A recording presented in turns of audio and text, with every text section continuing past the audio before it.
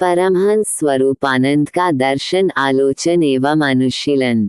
Doctor Makhan Lal Puri, Shri Swami Sadguru Sudarshanananda Puri. 18 सितंबर 2025।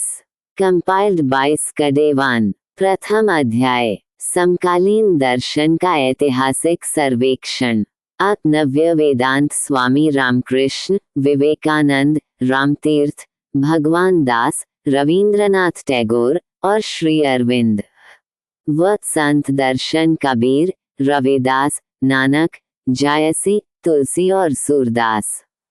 सत स्वामी स्वरूपानंद का दार्शनिक योगदान। समकालीन दर्शन का ऐतिहासिक सर्वेक्षण। 4 से 8 तक। 4. संसार के प्रति यथार्थवादी दृष्टिकोण।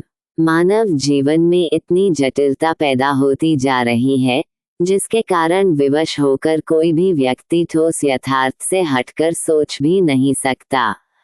अतः आज की धारणा के साथ साथ समाज को बदलने का उद्देश्य दार्शनिकों ने अपना कर्तव्य समझ लिया है।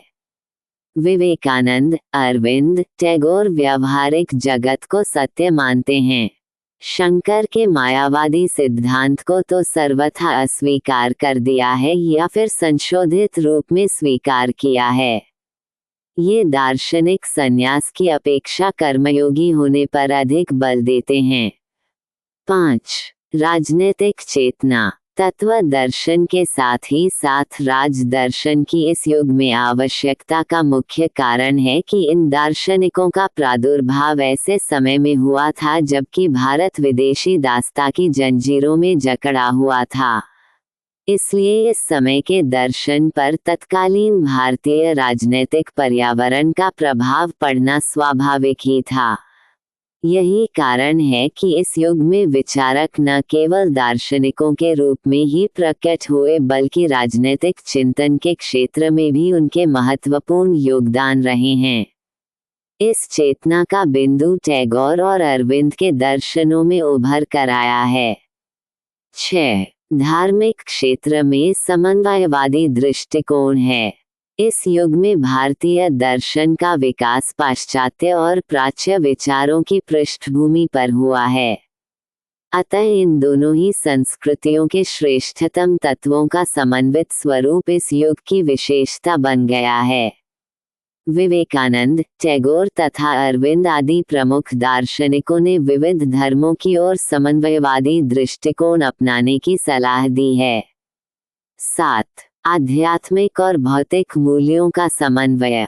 नव्य वेदांत में कूटस्थ ध्रुवचलादि ब्रह्म को गत्यात्मक रूप में प्रस्तुत किया गया और जगत को मूल्य प्रदान किया गया। इस युग में दार्शनिकों ने व्यवहार और परमार्थ का समन्वित रूप प्रस्तुत किया है। योगी अरविंद कहते हैं कि योग और भोग दोनों ही समान रूप से एकांगी है। विवेकानंद शारीरिक, मानसिक तथा आध्यात्मिक तीनों शक्तियों के सर्वांगीण विकास के हेतु संस्तुति करते हैं।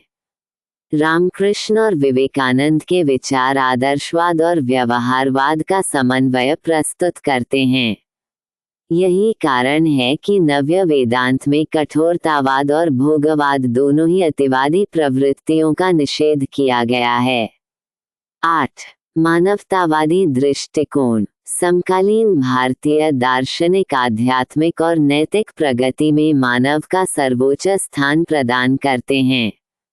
इस समय में मानव को स्वयं अपनी नियति का निर्माता है प्रस्तुत किया गया है। अरविंद तथा टैगोर ने मानव के भविष्य के बड़े आशावादी विवरण प्रस्तुत किए हैं। इस अर्थ में वे मानवतावादी हैं। उनके मानवतावाद का मुख्य आधार आध्यात्मिकता ही है। वे मनुष्य को केवल नर नहीं बल्कि नारायण भी मानते हैं।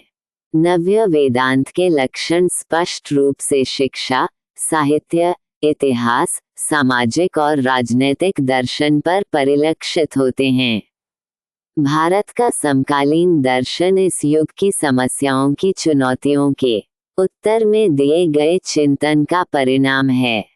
इस युग में दार्शनिकों ने समकालीन विचारों के प्रकाश में अपनी प्राचीन वेद शास्त्रीय पूंजी का नया मूल्यांकन किया है और उसके महत्व को पहचाना। नव्य वेदांत में एक ही साथ स्वदेशी राष्ट्रीय भावना और विश्व बंधुत्व, अंतर्राष्ट्रीयता की प्रवृत्तियां प्रस्फुटित हुई हैं। यही कारण है कि नव्य वेदांत न केवल भारतीय दार्शनिकों में ही बल्कि संसार के दर्शनों में महत्वपूर्ण स्थान रखता है। कल के पाठ में श्री स्वामी रामकृष्ण 1838-1886 कंपाइल्ड बाय स्कडेवान।